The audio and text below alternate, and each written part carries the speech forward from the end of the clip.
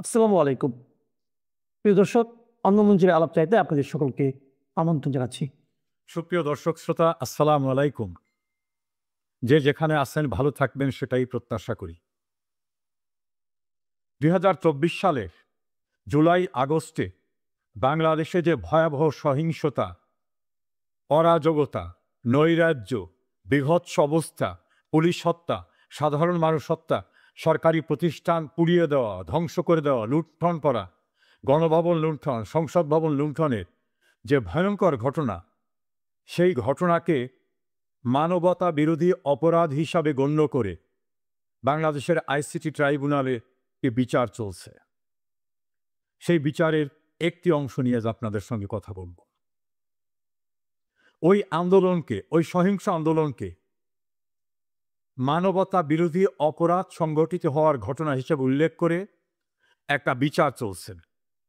বাংলাদেশে নির্বাচিত প্রধানমন্ত্রী শেখ হাসিনা, স্বরাষ্ট্রমন্ত্রী বীর মুক্তিযোদ্ধা জনাব আসাদুজ্জামান কামাল, মহাপুলিশ পরিদর্শক চৌধুরী আবদুল্লাহ আল মামুন, এই তিনজনের বিচার চলছে। বিচার প্রায় শেষ প্রান্তে।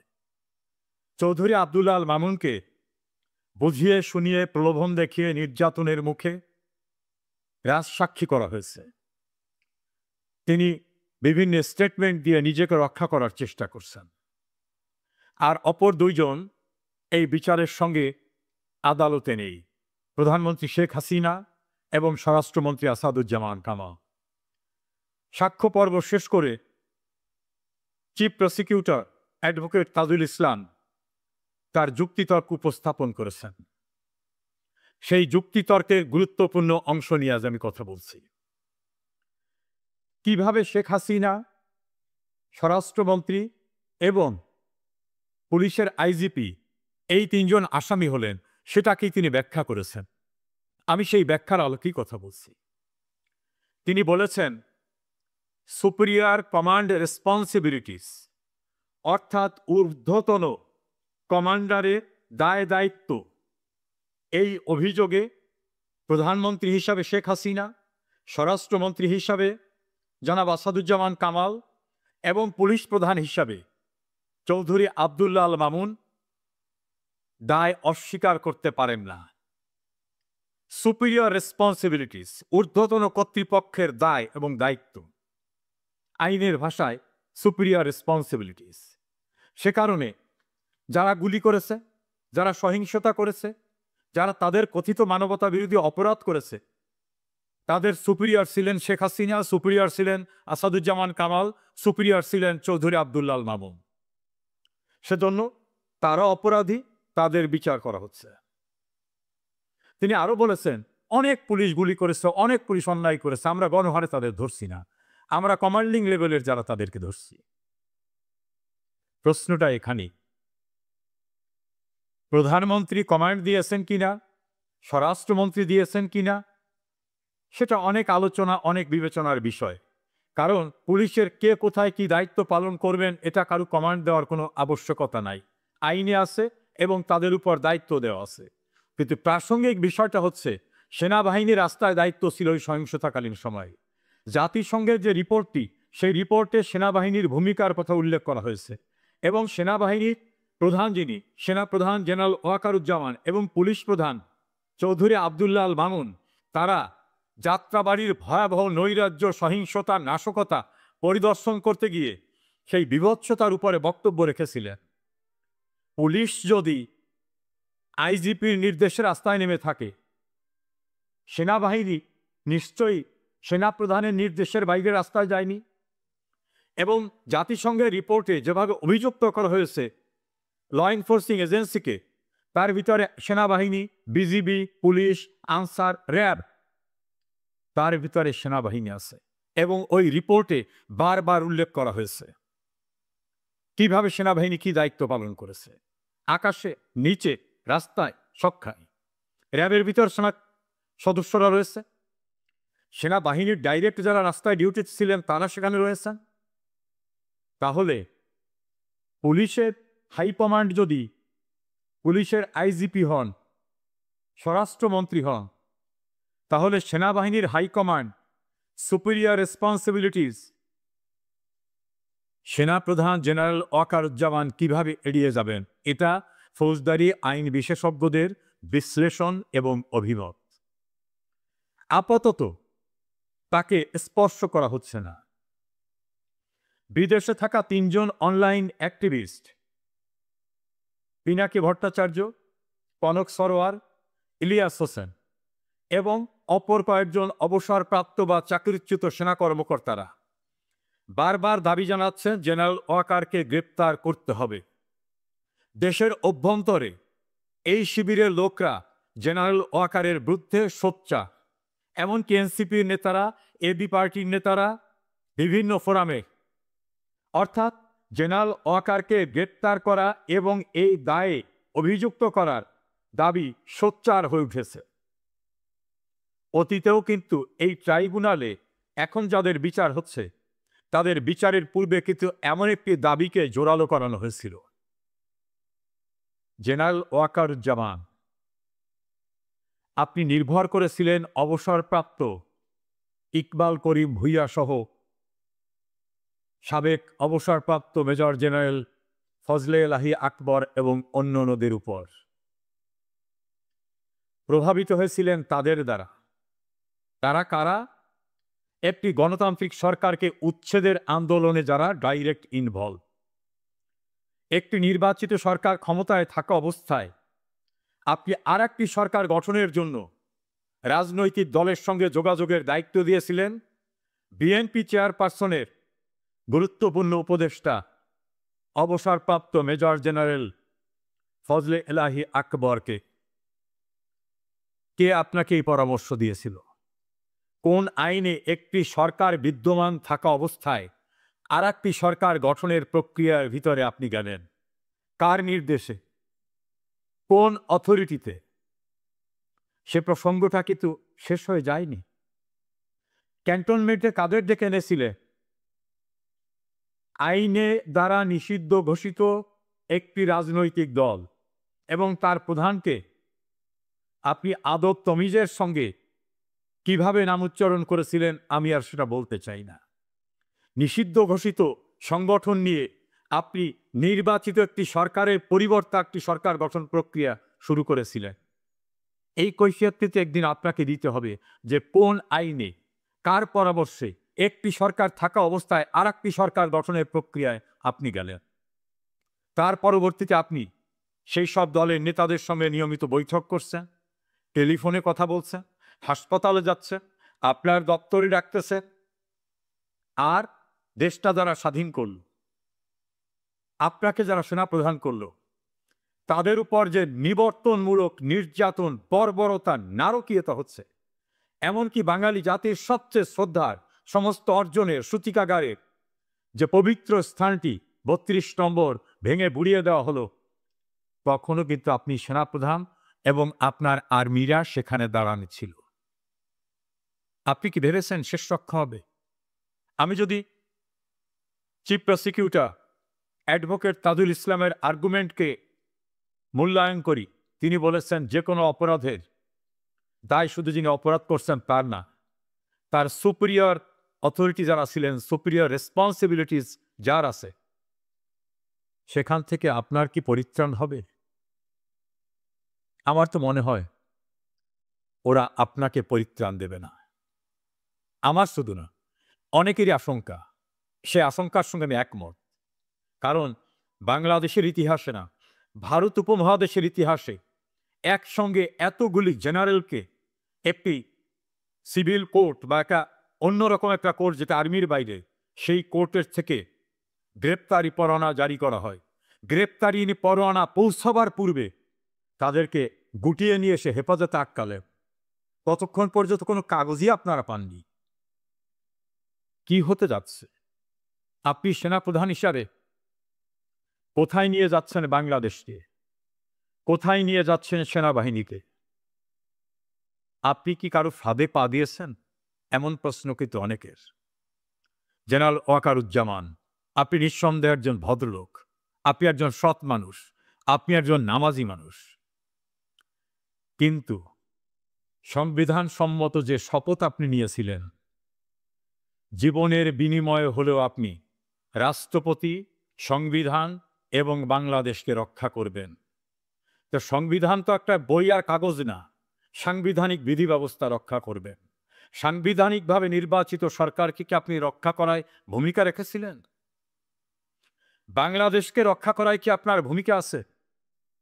রাষ্ট্রপতিকে যেভাবে হেনস্থা করা হচ্ছে সেটা রক্ষায় কি কোনো ভূমিকা দৃশ্যমান? রাষ্ট্রপতির সব স্টাফ তুলে নেওয়া হয়েছে, তার প্রেস উইং তুলে নেওয়া হয়েছে, তাকে অশ্রাব্য ভাষায় গালিগালাজ করা হচ্ছে, যেটা রাষ্ট্রদ্রোহিতা, যেটা ফৌজদারি অপরাধ। আপনাকে, আপনার ডিজিএফআইকে, ক্যান্টনমেন্টকে গালিগালাজ করা হচ্ছে। আপনি কি সেখানে দায়িত্ব পালন করছেন?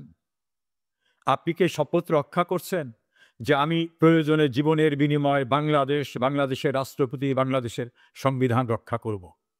আপনার নিয়োগকর্তা যারা, আপনি কি তাদের সাংবিধানিক যে প্রোটেকশন দেওয়ার কথা সেটা দিয়েছিলেন? অনেকেরই ধারণা ধীরে ধীরে আপনার জন্য সময় তৈরি করছে। এই যারা এখন সুপিরিয়র রেসপন্সিবিলিটিজের অভিযোগে পুলিশের আইজিপি, স্বরাষ্ট্রমন্ত্রী, প্রধানমন্ত্রীকে অভিযুক্ত করে বিচার করছেন, আর্মি যারা রাস্তায় ছিল তাদের সুপিরিয়র অথরিটি হিসাবে আপনাকে ডাকবে, সে সময় বোধহয় খুব দূরে না। কেউ কেউ বলে আপনি কি সব কুল হারালেন? আজকের এই পর্বে সবাইকে স্বাগতম। প্রিয় বন্ধুরা, প্রীতি, সালাম এবং শুভেচ্ছা নেবেন। ক্যান্টনমেন্টের পরিস্থিতি ক্রমশই ঘোলাটে হচ্ছে। এই যে 25 জন সামরিক কর্মকর্তার বিরুদ্ধে গ্রেপ্তারি পরোয়ানা জারি করা হলো এবং তাদের মধ্যে 14 জন এই মুহূর্তে ক্যান্টনমেন্টে বন্দী আছে, অফিসার্স মেসে তাদের আটক করে রাখা হয়েছে। এর মধ্যে আমরা দেখলাম যে স্বরাষ্ট্র মন্ত্রণালয় থেকে একটি প্রজ্ঞাপন জারি করা হয়েছে। ক্যান্টনমেন্টের একটি ইঞ্জিনিয়ারিং বিল্ডিংকে সাব জেল ঘোষণা করা হয়েছে। এখানে কিছু আইনি বিষয় উঠেছে। প্রথমত হলো, কাউকে গ্রেপ্তার করার 48 ঘন্টার মধ্যে তাকে আদালতে প্রডিউস করতে হয়। সেদিক দিয়ে এই আইনটি মানা হচ্ছে না। অফিসার্স মেসে তাদের গ্রেপ্তার করা হয়েছে, কিন্তু তাদের কোর্টের কাছে প্রডিউস করা হয়নি। আইসিটিতে তাদের 22শে অক্টোবরের মধ্যে গ্রেপ্তার করে 22শে অক্টোবর হাজির করার কথা। সো এইখানে একটা আইনের ব্যত্যয় ঘটছে। আমরা ছবি দেখেছি যে চারিদিকে বড় করে প্রাচীর তুলে কাঁটাতারের বেড়া দিয়ে একটা জেল তৈরি করা হচ্ছে, আর সাব জেল এই স্বরাষ্ট্র মন্ত্রণালয়ের প্রজ্ঞাপনের মাধ্যমে এটাকে সাব জেল ঘোষণা করা হয়েছে। কিন্তু খেয়াল করে দেখবেন যে বিল্ডিংটা কিন্তু সামরিক এরিয়ায় এবং সামরিক একটা স্থাপনা। আবার প্রজ্ঞাপন জারি করছে বেসামরিক কর্তৃপক্ষ। বেসামরিক কর্তৃপক্ষ স্বরাষ্ট্র মন্ত্রণালয় কি ক্যান্টনমেন্টের একটা ভবনকে সাব জেল ঘোষণা করবার আইনি অধিকার রাখে কিনা, এই প্রশ্ন কোনো কোনো আইনজীবী তুলছে। সো এরকম একটা কঠিন অবস্থা, এবং এটা সামগ্রিকভাবে সেনাবাহিনীদের ভেতরে ক্ষোভ তৈরি করেছে, সেনাবাহিনীর ভাবমূর্তিকে ক্ষতিগ্রস্ত করেছে। এর মধ্যে আমরা দেখলাম সোশ্যাল মিডিয়ায় ভাইরাল হয়েছে যে রাজু ভাস্কর্যের কাছে কয়েকজন আর্মি অফিসারের ছবি টানিয়ে দেওয়া হচ্ছে, একদম ফুল লেন্থ ছবি, বোর্ড কেটে। এবং এরা হলো এই গ্রেপ্তারি পরোয়ানা যাদের বিরুদ্ধে জারি করা হয়েছে সেই সব সামরিক কর্মকর্তা। প্রকাশ্যে এইভাবে সামরিক কর্মকর্তাদের ফুল লেন্থ ছবি টাঙিয়ে দেওয়া, এটা তো মৌলিক মানবাধিকারের পরিপন্থী একটা কাজ।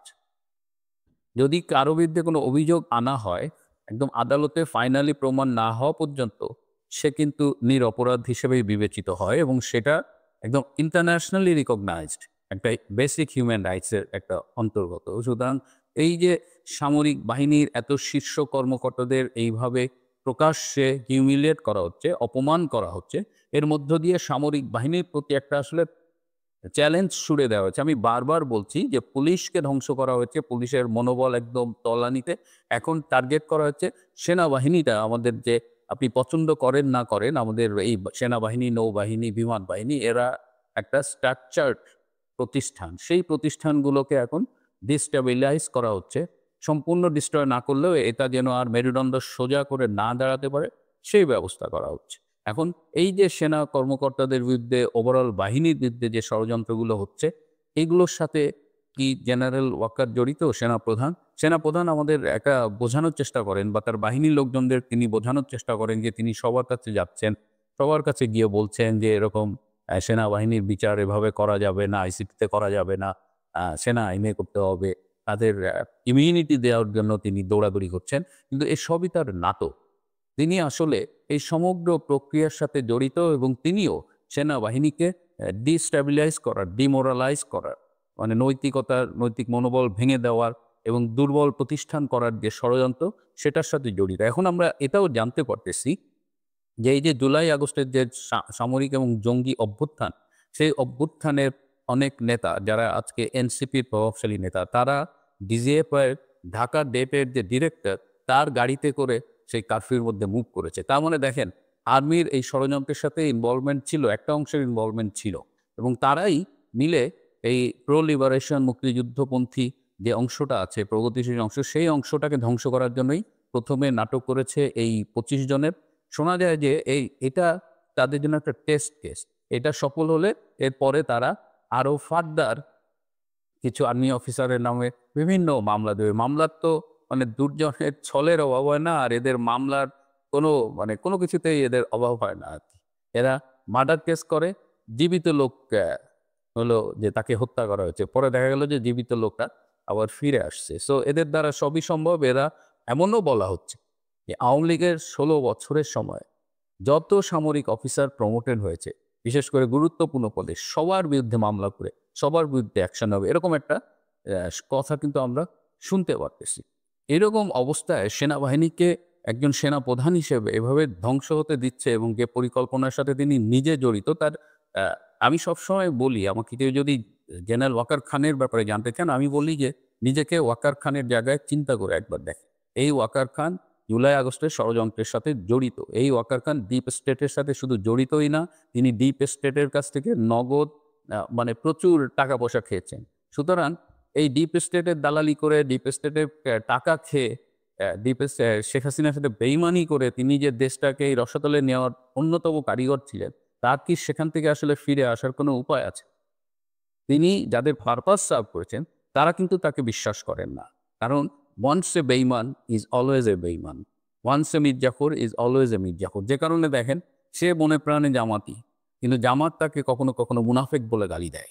তো এখন যেটা শোনা যাচ্ছে এবং যেটা সম্ভব, যে এতদিন কিন্তু ইউনূসের প্রশাসন ওয়াকারকে সরিয়ে দেওয়ার জন্য নানাভাবে চেষ্টা করেছে, কিন্তু সেটা পারেনি। কারণ ওয়াকারকে সরাতে হলে রাষ্ট্রপতির অনুমোদন দরকার হয়, এবং ধারণা করা হচ্ছে যে একবার চেষ্টাও করা হচ্ছে, কিন্তু বঙ্গভবন থেকে সেই অনুমোদনটা পাওয়া যায়। তো এখন আইসিটি একটা নতুন নিয়ম করেছে, আপনারা দেখেছেন, যে যাদের বিরুদ্ধে চার্জশিট গঠিত হবে তারা আর সরকারি চাকরিতে থাকতে পারবে না। সুতরাং এখন আর সেনা প্রধানকে রিমুভ করার জন্য রাষ্ট্রপতির অনুমোদনের প্রয়োজন নাই।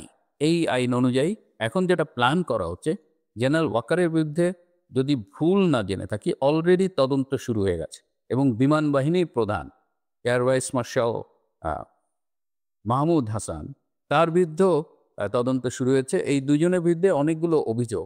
বিমান বাহিনী প্রধানের বিরুদ্ধে প্রধান অভিযোগ হলো যে জুলাই আগস্টে সামরিক হেলিকপ্টার ব্যবহার করে বা সামরিক বিমান ব্যবহার করে এই আন্দোলন দমানোর চেষ্টা করা হয়েছে। সুতরাং সে বিমান বাহিনী প্রধানের দায় এড়াতে পারে না। জেনারেল ওয়াকারের বিরুদ্ধে অসংখ্য অভিযোগ, একেবারে পিলখানা বিডিআরে, যখন পিলখানা বিডিআর বিদ্রোহ হয়, তখন ঢাকা ক্যান্টনমেন্ট থেকে কিন্তু বেশ কিছু মিলিটারি অফিসার গিয়েছিলেন সেখানে, যে কি অবস্থা, তারা এখানে প্রস্তুতি নিয়ে গিয়েছিলেন যে অ্যাটাক করবে বা ভিতরে ঢুকবে।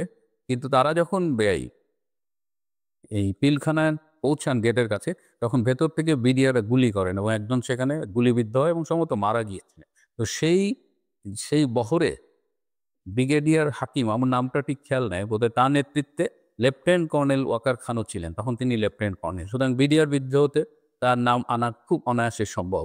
এরপরে উনি সরকারি যেসব দায়িত্ব পালন করেছেন, আর্ম ফোর্সেস ডিভিশনের প্রিন্সিপাল স্টাফ অফিসার বা যে দায়িত্ব পালন করেছেন, প্রত্যেকটা জায়গায় তার বিরুদ্ধে অভিযোগ আনার সুযোগ আছে। এমনকি সেনা প্রধান হিসেবে জুলাই আগস্টের যে হত্যাকাণ্ড হয়েছে, সেই হত্যাকাণ্ডেও তাকে জড়িয়ে দেওয়া হতে পারে, এবং এই বিষয়ে তদন্ত চলছে। এবং এই তদন্ত শেষে যদি আইসিটিতে মামলা দায়ের করা হয় এবং চার্জশিট সাবমিট করা হয়, তাহলে জেনারেল ওয়াকার খান এবং বিমান বাহিনী প্রধান মাহমুদ হাসান দুজন অটোমেটিক্যালি আর তখন পদে থাকবেন না বলেই ধারণা করা হচ্ছে। সুতরাং যে জেনারেল ওয়াকার একটা নির্বাচিত সরকার এবং তার নিয়োগকর্তা শেখ হাসিনার সরকারের সাথে বেইমানি করলো, যে জেনারেল ওয়াকার খান সামগ্রিকভাবে সেনাবাহিনীকে দুর্বল করে দেওয়ার জন্য সকল ষড়যন্ত্রের সাথে তলে তলে আঘাত করলো।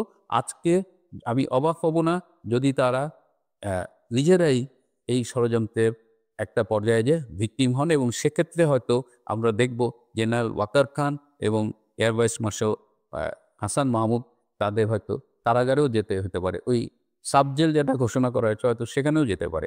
আরও শোনা যাচ্ছে জেনারেল ওয়াকার একা না, তার স্ত্রীও কোনো মামলার আসামি হয়ে যেতে পারে। যদি সেটা হয় তাহলে ষড়যন্ত্রকারীদের যেমন ষোলকলাপূর্ণ হবে, ঠিক তেমনি ইতিহাস যে মীর জাফরদের জন্য কি পরিণতি নির্ধারণ করে রাখে সেটা আমরা আবারও দেখতে পারবো। যাই হোক, ক্যান্টনমেন্টের অবস্থা নিয়ে সবাই খুব উদ্বিগ্ন, সবাই শঙ্কার মধ্যে আছে। জানি না কি হবে, এই ছোট্ট দেশটা এত বড় ষড়যন্ত্রের মধ্যে পড়ে গেছে, সেখান থেকে কিভাবে উদ্ধার হবে সবই আমাদের দেখতে হবে। আমাদের সজাগ থাকতে হবে, সচেতন থাকতে হবে। প্রয়োজনে দেশের ভেতরে যারা আছেন তাদের হয়তো অনেক দায়িত্বও পালন করতে হতে পারে। প্রিয় বন্ধুরা, আজকে পর্যন্তই।